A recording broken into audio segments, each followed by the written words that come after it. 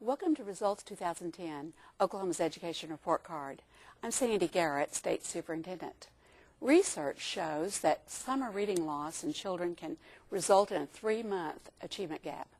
Fortunately, like many activities, practice makes us better, and studies show that reading just 4 or 5 books during the summer can prevent reading loss. The State Department of Education has partnered with the MetaMetrics Corporation to provide a free summer reading program for children in Oklahoma, as well as introduce some exciting new programs to our state. With us today is Dr. Malbert Smith, President of MetaMetrics, and Shelly Hickman, our Public Information Officer at the Department of Education. Welcome. Well, thanks. Yeah. Thanks for having me here. We're so glad you're here, and we're so excited about offering this summer reading program, Find a Book. Yes. And, of course, working with you on a reading measurement that's so exciting. And I know you're from North Carolina. Yes. And have traveled here today to be with us, and thank you for that. Tell us about MetaMetrics. Well, MetaMetrics is a research organization, and we really work with testing companies and state departments of education trying to help their test scores become more actionable so that teachers and parents can take action on the test scores that we send home to them or send to the school. That's very exciting because we know that a lot of parents need information and more information about where their child is. Yes. And so what is this Lexile? We're doing this in Oklahoma, and we're excited about it, but I want you to Well, tell you can think our about the viewers. Lexile Framework from 2 perspectives. One perspective, you can think about the text complexity. How difficult is a book to read? What we have done is measured almost every book, and we've given it a Lexile measure. And the higher the Lexile measure of the book, the more difficult that text is. So a book like Goosebumps might come in around 200 Lexiles. A college textbook might come in around 1,400 Lexiles. And it really looks at the vocabulary and the syntactic structure of those words in that book. Then the second way you can think about the Lexile Framework is a measure of reader ability. That is, just like we can measure a book and give it a Lexile measure, we can also measure students, and we do that through your statewide test, Yes. and they will get a Lexile measure from that. And thereby, once a student has a Lexile measure and the books have been measured, then you can match them with appropriately challenging books so that books aren't too hard nor too easy. If they're too easy, we're not exposing students to new syntax and new vocabulary, and what we want is that optimal match between the difficulty of the book and where the student's reading ability is, and the Lexile Framework helps to make that match. And you've done this with thousands of books. Yes, we have hundreds of thousands of books. Most every major publisher has their books Lexiled. Most retailers, for example, Barnes & Noble, you can go into a Barnes & Noble store and ask for the Lexile measures. The public libraries have the books cataloged as well, and they have the Lexile measure. In addition to books, one of the things that a lot of people don't know is we've measured hundreds of millions of articles. So you can go into Weekly Reader or Scientific America, any of these periodicals, and you can find articles that have been Lexiled. And I think that's really important, Superintendent Garrett, because so much we know that if our students are going to grow, they have to read across the content categories. Exactly. And reading nonfiction text is very important.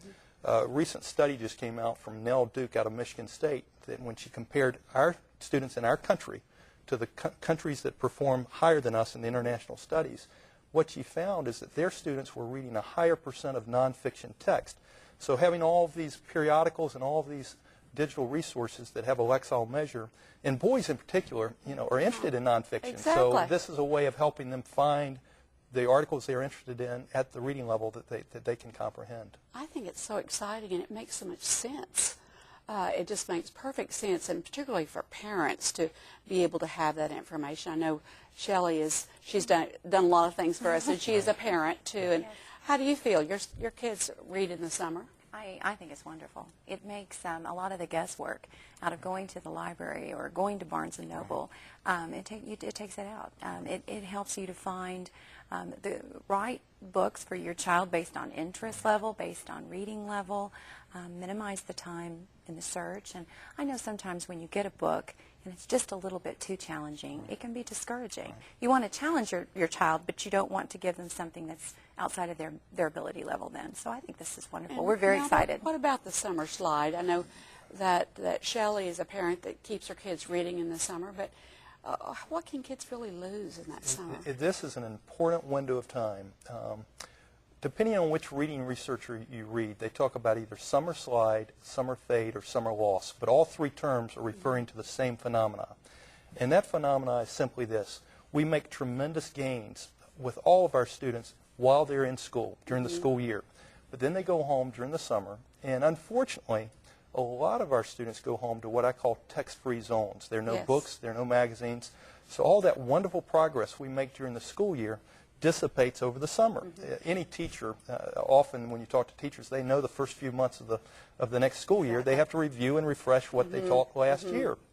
And a number of researchers are arguing that up to two-thirds of the achievement gap can be explained by 12 contiguous summers where we turn off the educational spigot. So that summertime is critically important.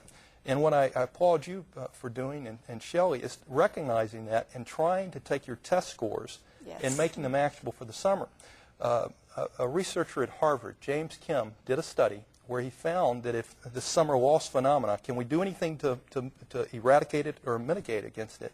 And what he found was that if we could get students to read 5 books at A, their interest level, B, at their reading level, and he used Lexile to determine that reading level, they grew as much as if they had gone to summer school. So if we could get students to read over the summer, parents, this is a wonderful opportunity to enjoy a book with your child or student.